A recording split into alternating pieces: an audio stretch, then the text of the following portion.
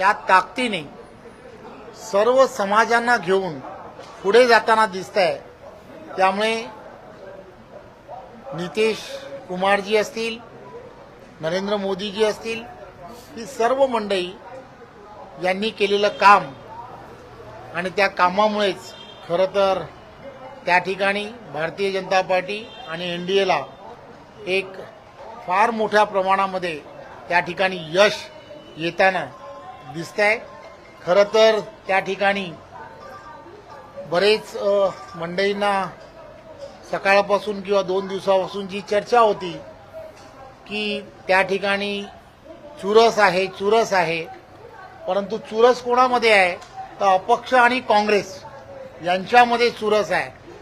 काँग्रेस त्या ठिकाणी अपक्षांबरोबर स्पर्धा करत आहे।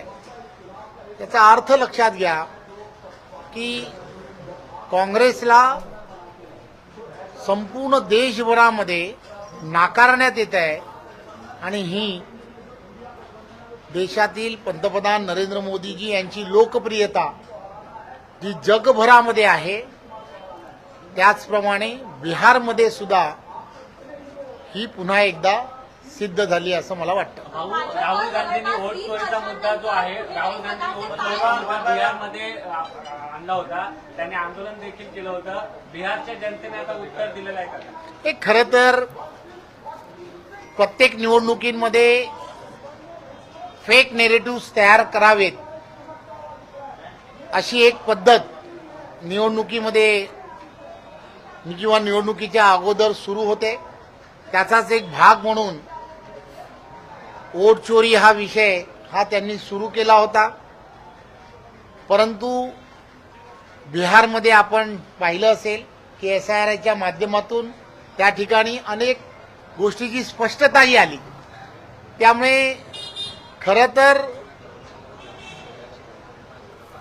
राहुल गांधीजी हे ज्या पद्धतीने प्रत्येक विषय मांडण्याचा प्रयत्न करतात, ते विषय हे किती तुक्कार असतात हे पुन्हा एकदा देशाच्या जनतेने सिद्ध केले असं मला वाटतं। तेजस्वी यादव 1300 मतांनी पिछाडीवर आहे, उपमुख्यमंत्री राहिलेले राज्याचे। एक गोष्ट लक्षात घेतली पाहिजे, पंतप्रधान नरेंद्र मोदीजींची जादू ही पुन्हा एकदा बिहारमध्ये ही पाहायला मिळते।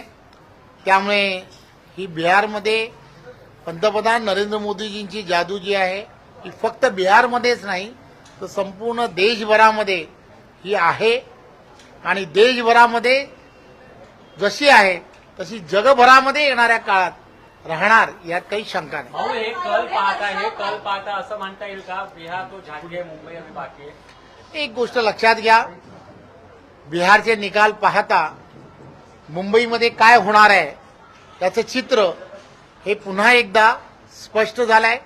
देशाचे पंतप्रधान नरेंद्र मोदीजींनी मुंबईमध्ये इन्फ्रास्ट्रक्चरसाठी किती मोठ्या प्रमाणामध्ये केंद्रातला निधी दिलाय हे आपण जाणता।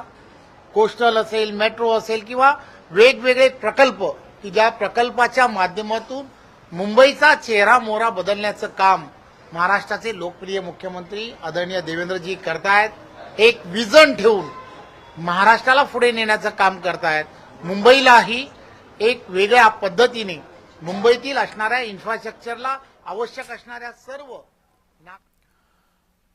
तर हनुमंत पवार यांच्याकडे जाऊया। त्यांना आपण मगाशी बोलतानाच थांबवलं होतं, एक प्रतिक्रिया आली होती, त्यामुळे हनुमंतजी तुमचा मुद्दा पूर्ण करा।